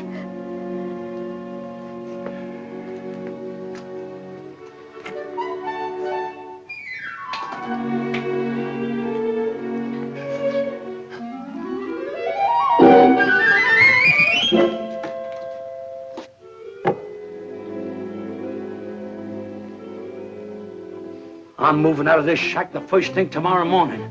Now even my cigarettes don't come down. I'm afraid you're not going to have to wait till the first thing tomorrow morning. You're beginning to move now, down to the station Not house. so fast, Lieutenant. This is a tax matter. He goes with me. Wait a minute, both of you. I don't know what kind of a matter this is, but he's going with me for general questioning. You can question him at the station house. I don't want to question him at your station house. I want to question him at my field office. I don't care where either one of you question him. Right now, he's going with me. Over my broken and splintered body, he is. I have no objection to taking him over your broken and splintered body. What do you think of that? Gentlemen, let's have cooperation. Let him go with me. Good night, Pete. Good night, Rosalinda. Mama, what's the matter? Oh, it's nothing, Rosalinda. These gentlemen don't quite understand where we're getting our money from. So I'm going downtown and explain it. You stay here with Mother. Is there anything I can do, Mr. Amendola? Oh, yeah. Pardon us a moment, will you?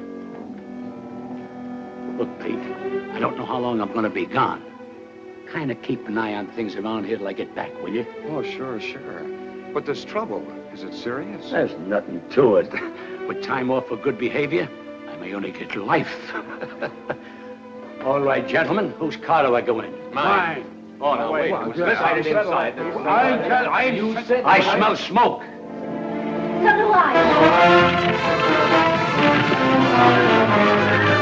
But, Dad, Mr. Amendola's in serious trouble. Maybe the $2,000 would help him. You've got to give it to me. I think you should, Frank. After all, if Mr. Amendola helps Pete... Helped him how? To make an idiot out of himself by giving him $2,000 for that crook Mulligan. I won't do it, I tell you. I won't give Amendola 1 penny. Let him fry in his own fat. He belongs in jail anyhow. But, Dad, this is important. Frank, you're just a hard-hearted, money-hoarding... Tell it to him. I'm going upstairs where I don't have to listen to either one of you.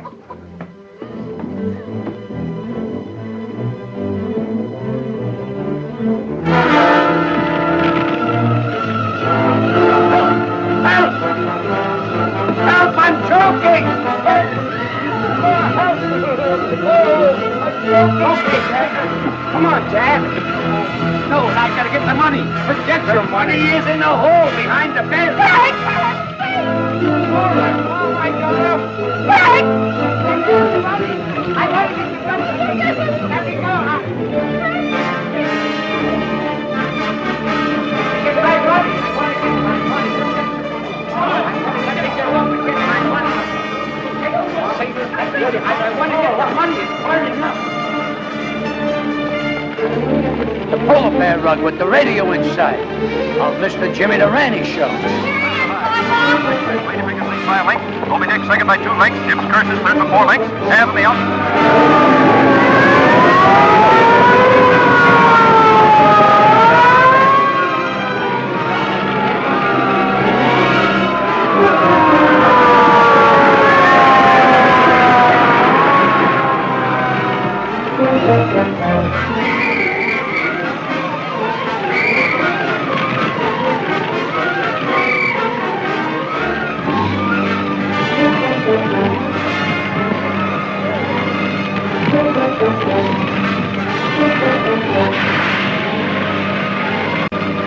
Thousands of dollars. It's all gone. Heaven knows you deserved it, Frank Dingle. Are we insured, Pa? Heck no, those chiselers don't get any of my money. No, sir. Good heavens, I'm not insured. You have a very smart father. He trusts nobody but the hole behind the bed. Oh, Pete, I'm so glad you're all right. Thousands of dollars burning right now. Brand new, crisp $100 bills. He put in the hole behind his bed. Every Thursday, $1,500. Now it's all gone.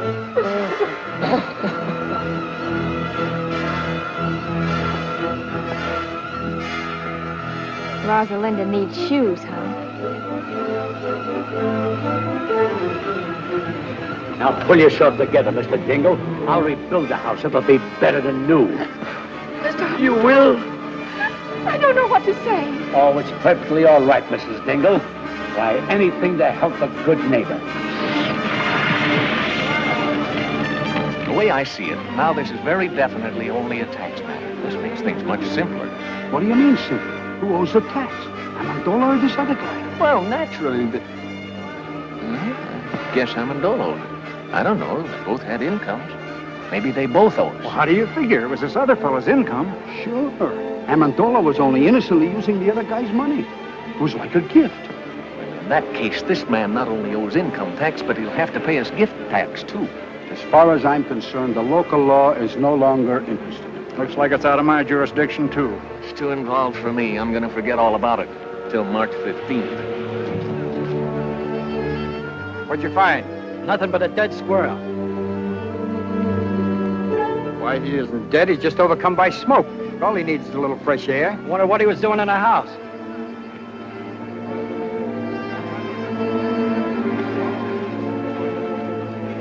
That's a place for a little squirrel to be.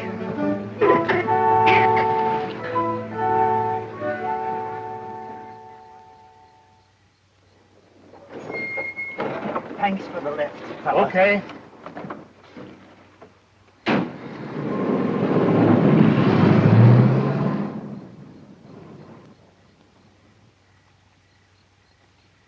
Rupert. Rupert!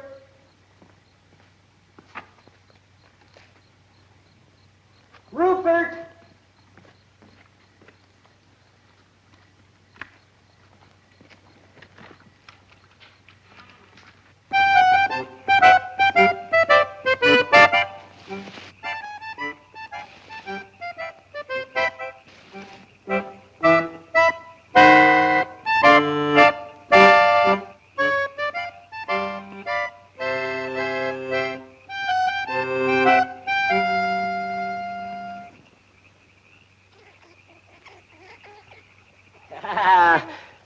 My good old Rupert.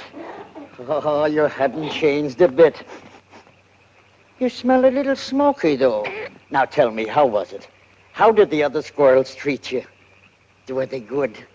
Oh, I've got good news for you. I got a job with the circus. We start in 2 weeks in Hoboken. Me and 2 seals.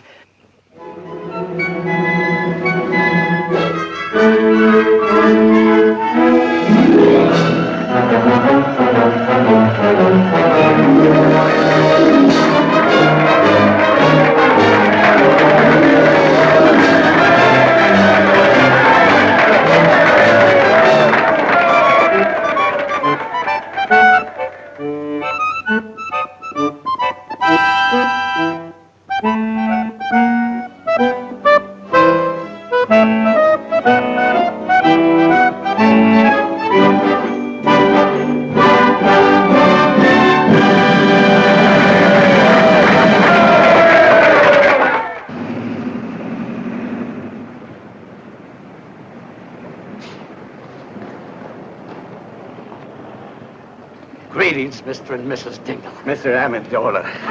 For your new home, Mrs. Dingle. Thank you. Go ahead, Papa. Make your speech, Papa. Oh, Mr. Dingle, like a caterpillar has its cocoon, like a bird has its nest, like the worm has its, apple, believe me, it's a pleasure to present you with the key to your new home.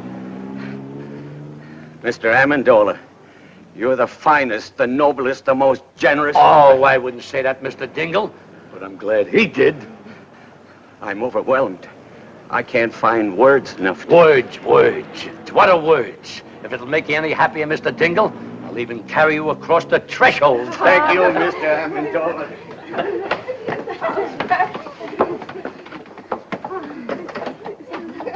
Thank you.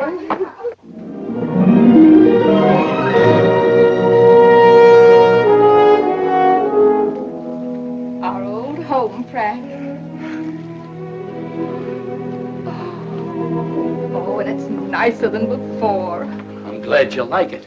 My little wife crocheted the doilies, but I'll have to take credit for the curtains. I would have done a much better job, only my pinking sheets were dull. Pete! Mulligan. Why, you dirty double No, wait a minute. Wait a minute. You Let me know, go, I Pete. you Let me have- go. We're rich, Pete, rich. The oil has come in like a geyser. What? The well came in? Rosie, come down here, quick! Bill!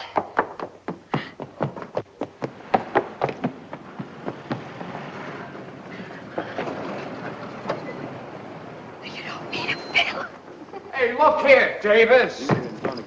Pete, listen. It's your music. Phil just told me. What music? Here it is, Will you ladies be and quiet and gentlemen, listen to the radio? melody for two orphan instruments by Peter Dingle.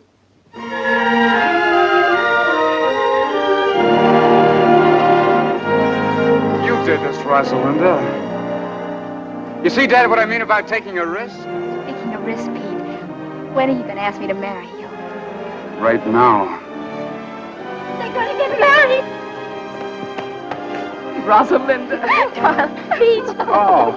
Darling. Amendola, my friend. Dingle, old pal.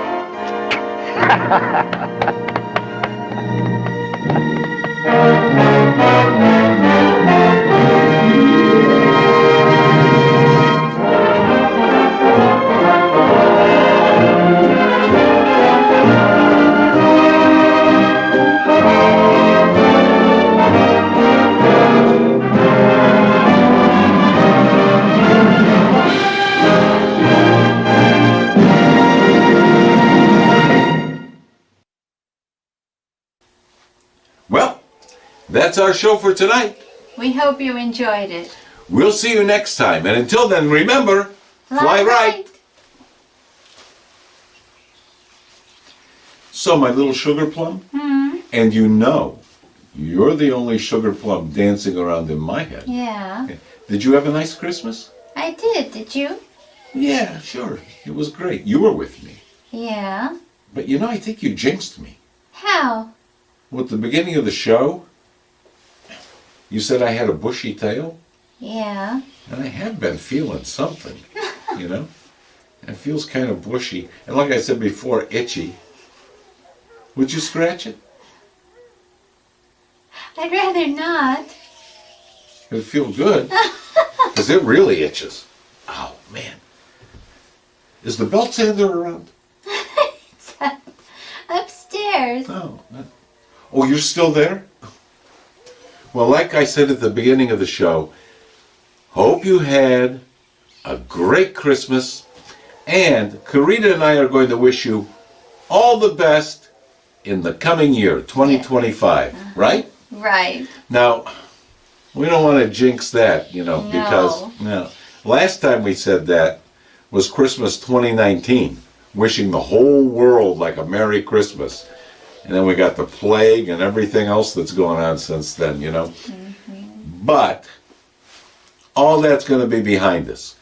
Coming up here, January, new year, new start. Don't worry, all around the world, things are going to be great for you. I hope. It will. Okay. Pinky promise? Yes. All right. Pinky promise. She wouldn't lie. No.